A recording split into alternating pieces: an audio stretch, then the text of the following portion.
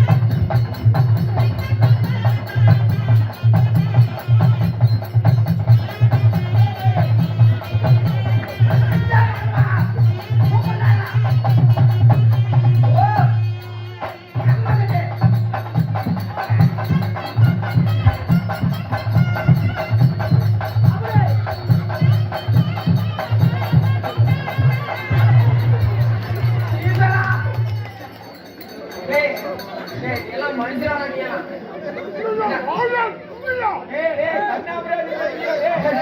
கண்ணாபிரதி பண்ணிக்கிறான் ஐயா. ஓடுடா.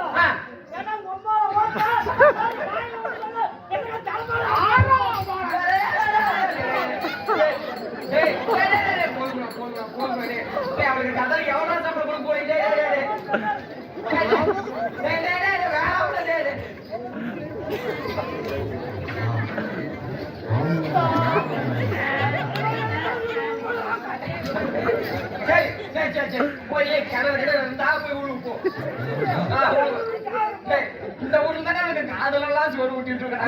போன போன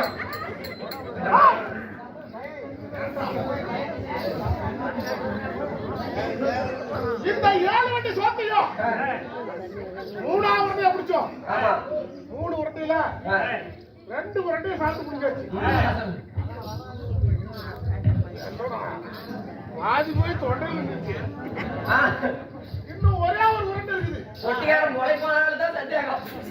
இந்த ஒரு உருண்டை மட்டும் வாதி தொண்டையில மாட்டிக்கிச்சு. சாப்பிட முடியல. சாமி எனக்கு என்ன பையனா அந்த பக்காசுல மறுபடியும் வந்தானா என்ன சாமி பண்றது? ஏன் சாமி எந்த பக்கம் உருண்டை என்ன பண்ண முடியும்? கோபத்தோடு மதுரை வயலே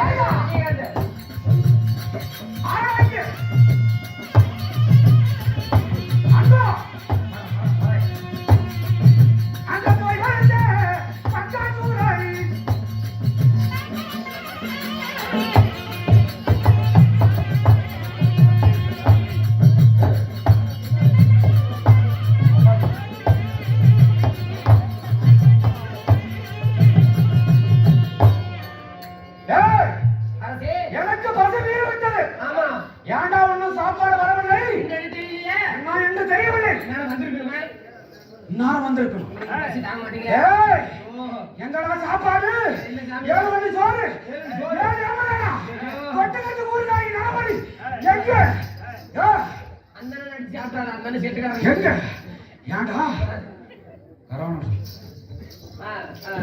அதனால டேய் டேய் ஆமா சாமி டேய் எனக்கு வந்த சாப்பாட்ட யாரோ ஒருவன் சாப்பிட்டு கொண்டிருக்கான். அதனால இவனை விடக்கூடாதா? யாரு சாமி? அவன் பாரு எகத்தாலும் இவனை விடக்கூடாதா? எனக்கு வந்த சாப்பாட்ட யாரோ ஒருவன் சாப்பிட்டு கொண்டிருக்கான். அடே சாமி யானை திமுதா அந்த ஒரு சாப்பாடு ஒரு உருண்டை சாப்பாடு சொன்னல. ஆமா யாரோ ஒருத்தன் தட்டலாம். என்ன தட்டுறோட எனக்கு ஏப்பமா வந்துருக்கான். பாவி 7 வண்டி சோறு தொண்டை அடிச்சா தட்டு ஒண்ணே ஞாபகம் வருதாமா சாமி டேய் என்ன பண்ணலாம் இவன் தான் தின்னுக்கிறான் ஆராடி ஆ டேய் ஏன்னா எனக்கு வந்த சாப்பாடு நீ சாப்பிட்டு இருக்கற டேய் யாரா நீ இருக்கற வந்த டேய் உன்னை சொல் பக்காசுரன் என்பது நீதானே என்னை பார்த்தா தெரியவில்லை யா என்ன நானே தான் உன்னை பார்த்த உடனே தெரிந்து கொள்வதற்கு நீ என்ன இந்த நாட்டையாவது மன்னனா ஒரு அரக்க குணத்தை திறக்க வேண்டாம் மரியாதையாக போய்விடு இல்லை என்ன உன்னை சாப்பிட்டு விடுங்க போய்விடு ஏகப்பட்ட பசியில் இருக்கிறோம் பசியில் இருக்கிறேன் என்னை கொள்வதற்கு உண்டால் முடியுமா டேய் என் வீரம் என்ன தீரம் என்ன உனக்கு தெரியாது உன்னிடத்தில் வீரம் வரலா தீரம் வரலா என்ன ஜெயவாடா பார்ப்போம் வாடா பார்ப்போம் என்ன வெல்வதற்கு இந்த அகில உலகத்தில் யாருமே கிடையாது நீ அப்படி நினைத்து கொண்டிருக்கிறாய் வாடா பார்ப்போம் அப்படியா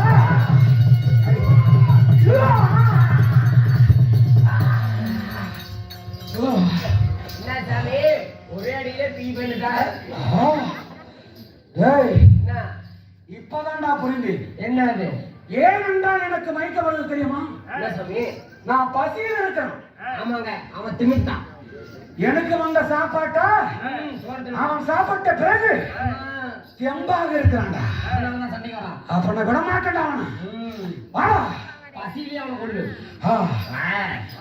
அவனே முடிய பாரு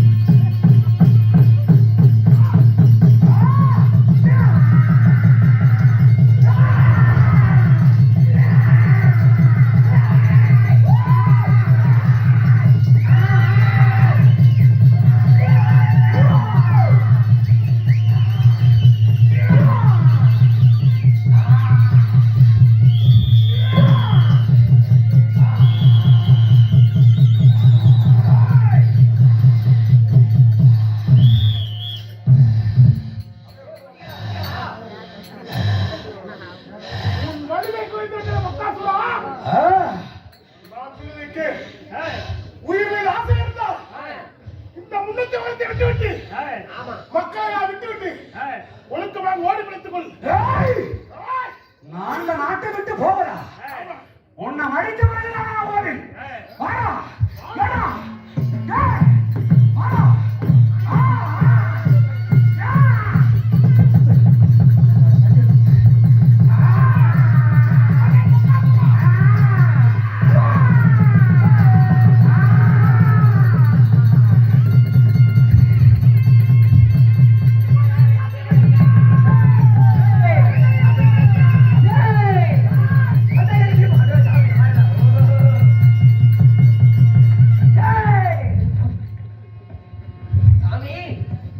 எப்படி அவளை சொல்லிட்டோம் என்னை கொள்வதற்கு இந்த பக்காசுரன் இருந்திருக்கலாம் 7 வண்டி சோறு உள்ள இருக்குதுல்ல இந்த பக்காசுரனை கொண்டு விட்டாச்சு அடுத்தது இந்த ஆனந்த சந்தோஷத்தை ஆமா தாய் எடுத்து சொல்ல வேண்டும் அங்கே போகலாம் அம்மா